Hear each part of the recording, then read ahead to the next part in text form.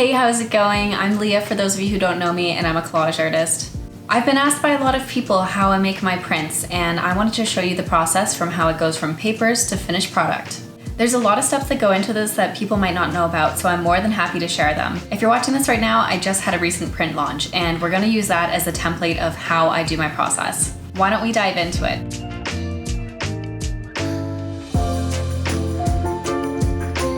Before we start, I just want to say if you're looking to get help with digitalizing your art, go watch this video. I'll link it below. It shows my full process of how I scan everything in on my scanner and then cut everything out and put it together again, and how I finalize the file. So this is my commerce section of my studio. It just has my scanner on top and some drawers on the bottom. Highly recommend the storage, and this printer has been great. I love the Brother ones. I think they're very true to the color. And I put my piece in here and then close it, scan it onto my computer, and that's just a little look at that.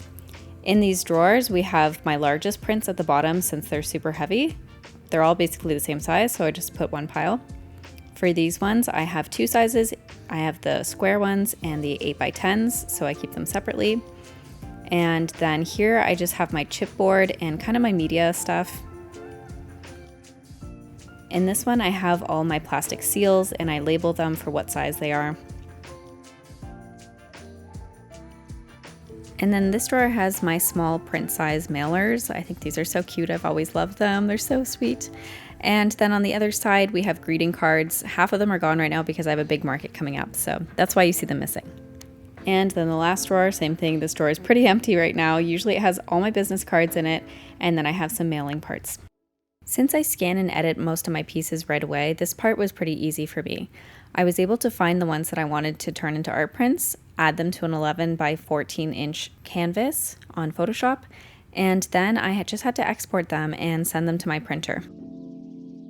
I usually only have 3 sizes of prints, but this time I also decided to go really big again, so you're gonna see those as well. Let's talk paper. Paper is super important when it comes to doing prints. For me, I've always used a pretty thick cardstock. You can see it's got some give, but it's still pretty heavy duty. I like the flexibility of the paper, but it's still pretty hard, but it's not super thick. And it's also on a flat paper, so it's not like a watercolor textured paper.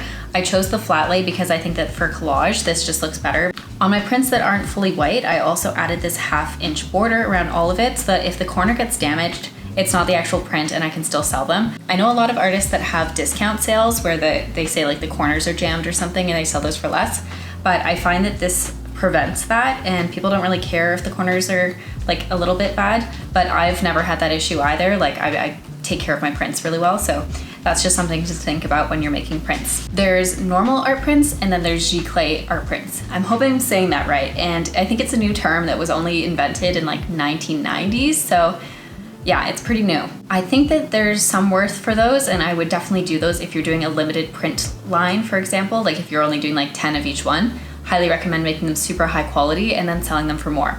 For me, these are open prints, so there's an infinite amount of these. They're not like I'm only selling 1 or 2 of them. I'll sell as many as people want, essentially, until I retire the print, which tends to happen if they just start to like not sell as much anymore. If I were starting out right now, I would first find a print house to print at. There's definitely a big debate between making your own prints and getting someone else to print them, and I would say 100% get someone else to print them every single time. The reason for this is that if they screw up, they redo them, not you. And if you have to buy a printer and all that stuff, the upfront cost is ridiculous. I don't even think that if I bought a printer and printed on them and with all the ink and everything, that it would be as cheap as these prints. I just get a huge stockpile of them and then I keep those for like the entire year, and then I don't have to worry. It's really nice. When starting out, I would find a local printer rather than a large corporation. A lot of people use these larger print-on-demand services and they can be so expensive that there's basically no margins for you. I always like to support local, so it's also really makes me feel great to not work with like a large corporation for these. I know that I'm supporting their business and they're helping my business. It just feels really good. The benefit of also working with a local printer is that you can just talk to them. They might have suggestions of how to make your prints look the best. They can help you with those things, and maybe you just want to test like 5 different papers and get one print of every single one, compare them, talk to them about what they think is best. It's like having someone else working for you, which is very nice, especially when you're doing something like this, because a lot of it is on you.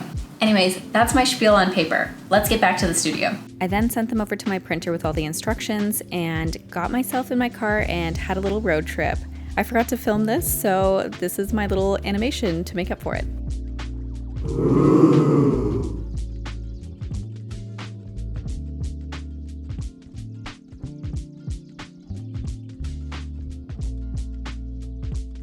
I made a bit of a big change on my prints this time, and that is that they only have a 1/4 inch border on them and that these are 11 by 14, which is the standard frame size. Before that, I was doing a size for an IKEA frame and I printed them on 12 by 18s. I'm definitely a lot more happy with them. This is a thick stack of new prints, but we're gonna take the top 3 of each one and then package it and then put those in a bin. This will also be a little preview of what will be available very soon.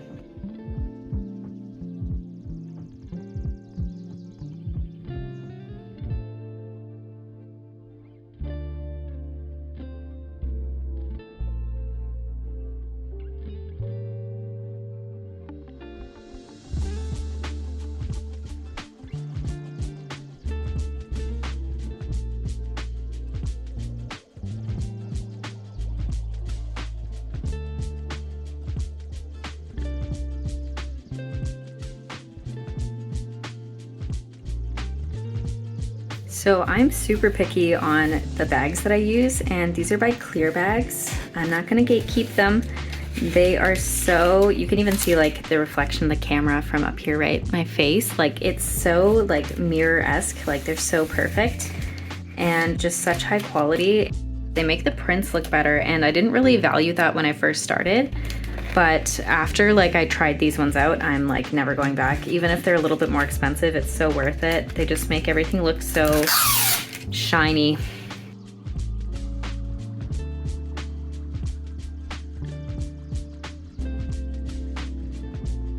Totally forgot that these aren't stamped yet because they're brand new. So let's do some stamping.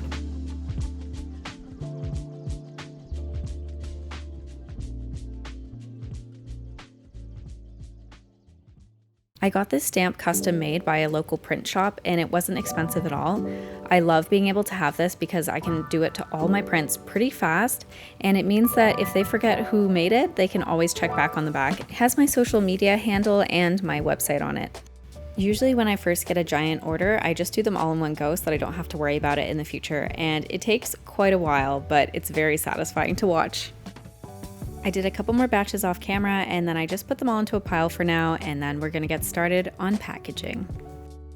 I find that the more I can do at once, the faster it is because you get in the rhythm and rhyme of it, and it's just so much faster. So here's my little assembly line. So here's my business card that I use, and it has the QR code to my Instagram. And then I put those up at the top and I just go ham on them and try to do as many as I can in one go. So I'm seeing my first mistake. Everything looks good, right? It goes this way. So everything is signed on the wrong side and the card is upside down in these ones. There's always one mistake, at least in this process. While I'm at it, I'm gonna restock two of my most popular prints. This one's from 2020, the other one's from 2021, and they sell it every time. So I try to keep at least 10 of these at each event. I quickly just wanted to highlight some of the favorite ones that are in this pile. So this one is called In the Weeds, and it's from, I think, 2021. The original is sold, but this print does really well. So that's one of them that is restocked. I'm super excited to see this one. When I was making this one, I was thinking about this and how amazing that pair is. They're definitely very like space-like, but they're still very playful and interesting and not just like your typical space collage. So I'm really excited for the first time to have both of these for sale at the same time. I wonder if people will buy them together or not. I'm also really excited to see this one. This is my only square print of this collection. And the last one I'm gonna highlight is this one. I just think this turned out so well. I'm really in love with this collage. Sometimes it's the simple ones that get to you, you know? And I love how like the person is coming through her hair and everyone's just like walking around like it doesn't matter that she's there. But the colors turned out so beautiful in this one. So I'm excited to see how this one does in a market. And then I guess I forgot, I'll show this one as well, but I got these large ones printed. So now people can have like the massive version of, this one's called Koi in Time. This one is the Alien Convenience again, and I think it looks really good here. I was really worried because it's such a small collage to begin with, but you know, these look really good, so happy about that. And then there is the large Celebrate one, which I already had in my store. So this one's old, but these ones are new. Now we're on to part 2, where we're going to talk about planning a print launch. Let's do a mini rundown of all the things that I do and some strategies behind why I do them. And as a heads up, a lot of this is on the computer. The first big step is making a product listing for every single one, and I have a lot of products. I have 116 products on my website right now, which is crazy. So I usually take a listing that I've already done, duplicate it, add a new name, and then make sure that the new description is there. I've set all of these to launch on June 10th at 11 a.m. The strategic plan around this is that this video is also going live at 11 a.m. So I hope if you're watching this live that you will see this and potentially go to the website and see the one that you liked from one of the YouTube videos. This website builder I'm using is called Squarespace. I'm a big fan, highly recommend it. I also made a new collection on my website called New, and this is where the newest prints will go once they launch.